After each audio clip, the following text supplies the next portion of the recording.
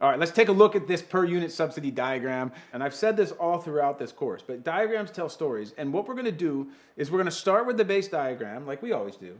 And then what we're going to see is we're going to shift one line and like all these stories happen, okay? So take a look at this first diagram and guess what it is? Of course you know what it is, right? It's the rule of 11 diagram, right? 1, 2, 3, 4, 5, 6, 7, 8, 9, 10, 11. Excellent. What's the market? Corn. What country? The Ukraine. Okay, so we're producing corn in the Ukraine, and the Ukrainian government is a little bit interested politically in helping out its farmers of corn. Why? Because it's pretty romantic to take care of your farmers. All of our families go all the way back to the farm at some point, right?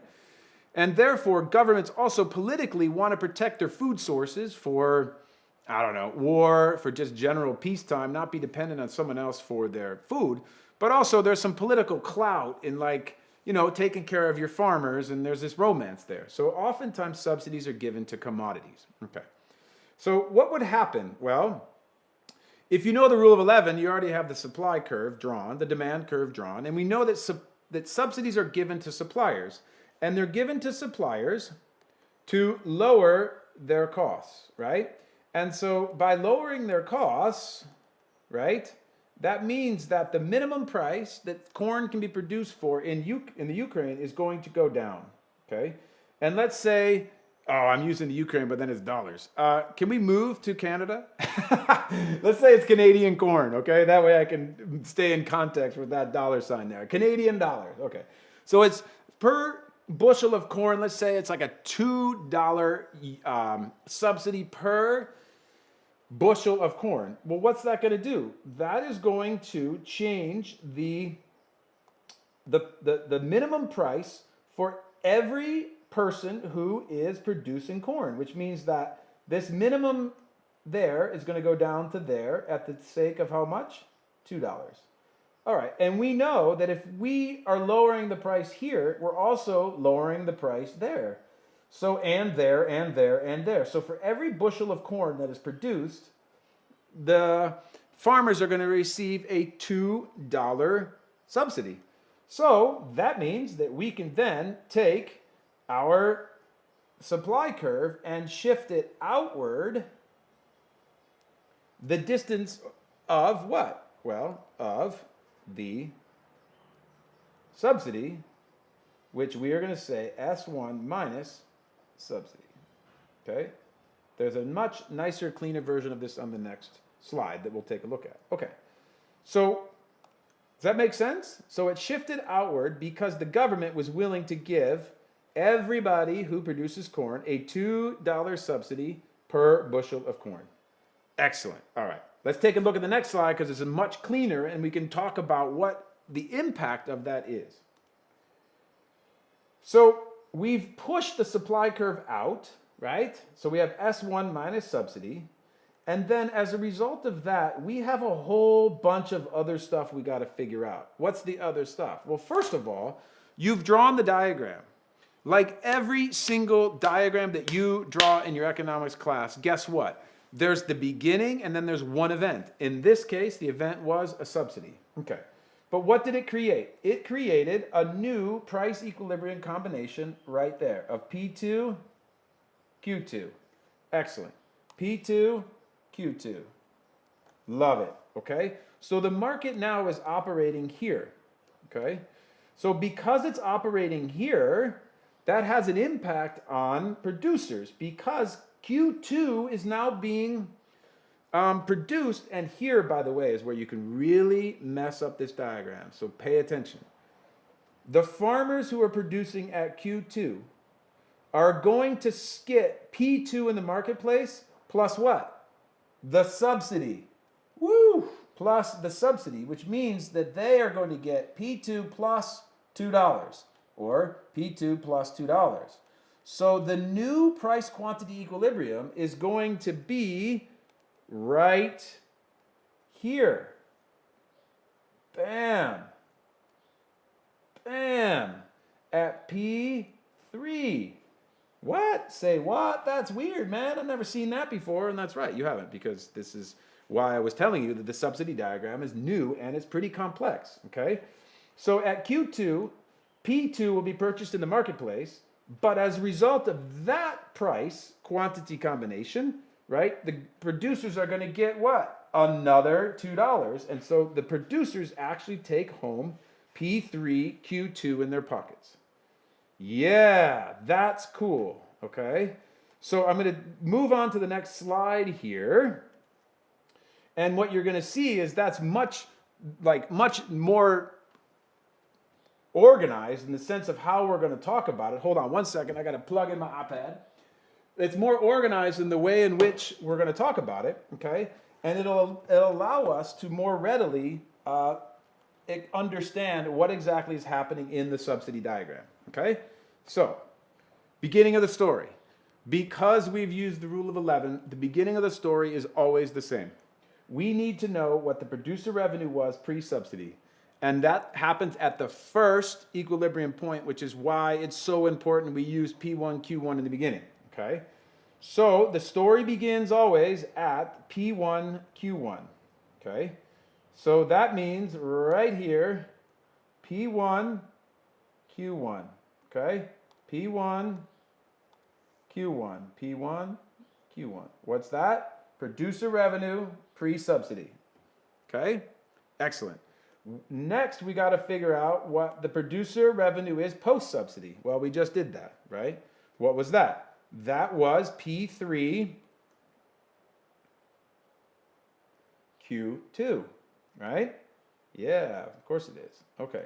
Now, from there, how are we going to calculate how much this subsidy costs the government? Very simply. We would go, oh, wait a minute, at P2, Q2, that's when they started paying the subsidy. And therefore, if we go up to there, all the way back to the axis, to P3 and P2, that green looking square or rectangle is going to be the total cost, remember it's cost this time, of the subsidy. Now, just like I did in the tax diagram, the next slide is going to be all nice and cute and we're going to be able to see all this much clearer, but I'm just drawing it with you so that we can build it together, okay? All right, what's the next thing we need to know? We need to know what the consumer benefit is of the subsidy. Well, that's pretty easy, right? Remember where the story began? That's right, P1, Q1. We start at P1, Q1. So I want to go buy some corn. I'm a person. I go buy some corn. P1, last week it cost me P1, but what does it cost me this week? Oh, it cost me P2, okay? So as a result of the subsidy, now I am paying not P1, but P2 for my corn. So that right there is the consumer benefit.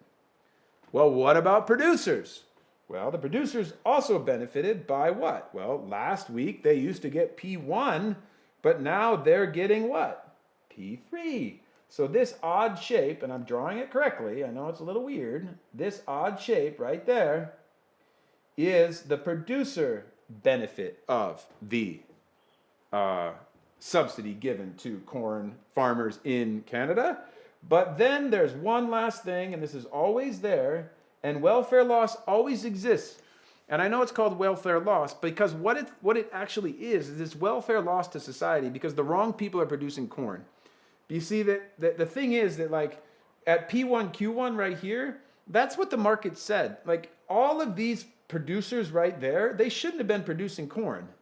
Not at all. They should have been out of the market and gone on to produce something else, right?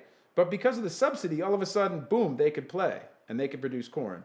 So even though in general it's kind of thought of as nice to help out your farmers, this triangle of X, Y, W right there is considered welfare loss. Okay? Let's take a look at the next slide here, and it gets a much cleaner. Oh, look at that. Isn't that cool? Yeah. Okay? So let's run through it one more time. Okay? And this time it's much cleaner. Where does the story begin? Same place it starts with all micro diagrams because we use the rule of 11, and that's P1, Q1. P1, Q1, producer revenue, pre-subsidy. After the subsidy, the market's operating at P2, but then they get the subsidy, so producers take home P3, Q2. P3, Q2. What about the government cost of the subsidy? Well, the government cost of the subsidy is this, I can't see it, I covered it up, right? Is this entire box right there, okay? Which is, oh, one more, go up, yeah, that too. Which is P3, W, Y, P2, okay? I forgot the P3 there. So P3, W, Y, P2, that box, okay? You get that. What about the consumers? What did they benefit? Well, they started at P1, then to X, then to Y, then to P2, right? Because the price went down. What about producers? Well, they started at P1, and then they got their benefit, which was to W, so P1X, W, P3. And the welfare loss, X, Y, W, X, Y, W, right there. Okay, so that leaves, you can imagine, a lot to talk about. Because every government intervention messes with the free markets, and messing with the free markets creates welfare loss. And so governments know that, so politics gets into the conversation immediately because it's like, hey, how come you're helping out the corn workers or the corn farmers? I produce wheat. Why aren't you producing or subsidizing me? What about dairy? What about meat? What about corn? Oh, I said corn. What about citrus, right?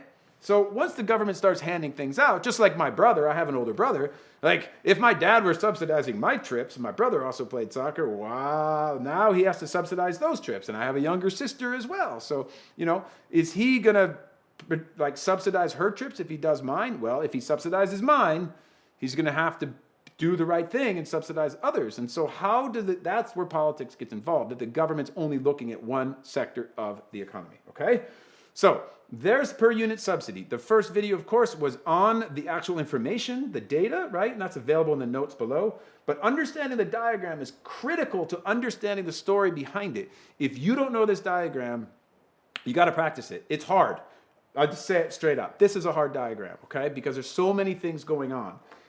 But if you construct it this way, you see that this right here is an outline for a paragraph in your analysis. And if your course offers you or asks you to create a paragraph to analysis, that's the outline for it, okay? Excellent. So we've gone through indirect tax, we've gone through the per unit subsidies, and now we're moving on, rolling on to price controls. We'll see you there.